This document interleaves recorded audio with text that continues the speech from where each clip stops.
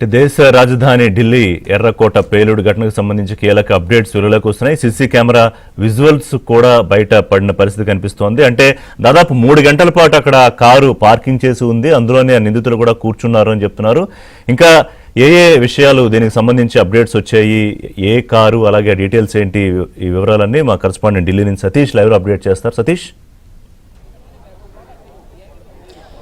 ఋషి, ఎర్రకోట వద్ద పేలుడుకు సంబంధించిన I-20 కారుకు సంబంధించి పెద్ద ఎత్తున కూడా ఇప్పటికే సీసీటీవీ ఫుటేజ్ సైతం కూడా బయటికి వస్తున్న పరిస్థితి నెలకొంది. ఒకరు కాదు, ఇద్దరు కాదు, ఏకంగా ఇప్పటి వరకు అధికారికంగా 8 మంది చనిపోయినట్టు కూడా చెప్తున్నారు. అయితే హాస్పిటల్లో కూడా మరొకరు చికిత్స పొందుతూ మృతి చెందినట్టు కూడా అధికారులు చెప్తున్నారు. దాదాపు 15 మందికి పైగా కూడా గాయాలయ్యాయి. అందులో 3 పరిస్థితి అత్యంత సీరియస్గా ఉందనేది కూడా చెప్తున్నారు. వారంతా LNJP హాస్పిటల్లో చికిత్స పొందుతున్న క్షతగాత్రులకు మెరుగైన వైద్య సహాయం అందించాల్సింది ఇప్పటికే ఆదేశాలు ఇవ్వడం జరిగింది. మరోవైపు కారులో ఉన్న వ్యక్తి వైద్యుడైన మహమ్మద్ ఉమర్ అనే అధికారులు అనుమానిస్తున్నారు. ఇతనికి ఫరీదాబాద్ మాడ్యూల్తో సంబంధాలు ఉన్నట్టు కూడా అనుమానాలు రేకెత్తిస్తున్న నేపథ్యం, పేలుడు కారణమైన I-20 కారుకు సంబంధించిన సీసీటీవీ దృశ్యాలు సైతం కూడా ఇప్పుడు అటు పోలీసు చర్యలతో పాటు సోషల్ మీడియాలో సైతం వైరల్గా మారిపోయాయి. మొదట ఒక టోల్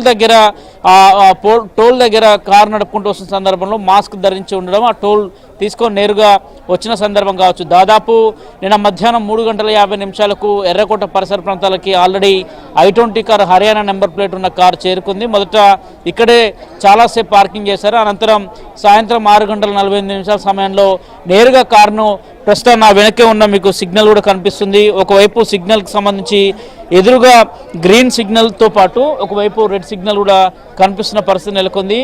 ఇటువైపుగా స్ట్రైట్గా కనిపిస్తున్న గ్రీన్ సిగ్నల్ పక్కనే ఎర్ర సిగ్నల్ ఉంది. ఆ రెడ్ లైట్ దగ్గర నేరుగా మొదట వాహనం పార్కింగ్లో నుంచి తీసి నేరుగా అక్కడే ఆపిన పరిస్థితి నెలకొంది. ఆపిన కాసేపటికే ఒక్కసారిగా బ్లాస్ట్ చేరినట్టు కూడా ఇక్కడున్న ప్రత్యక్ష సాక్షులంతా కూడా చెప్తున్నారు. విజువల్స్ చూడవచ్చు.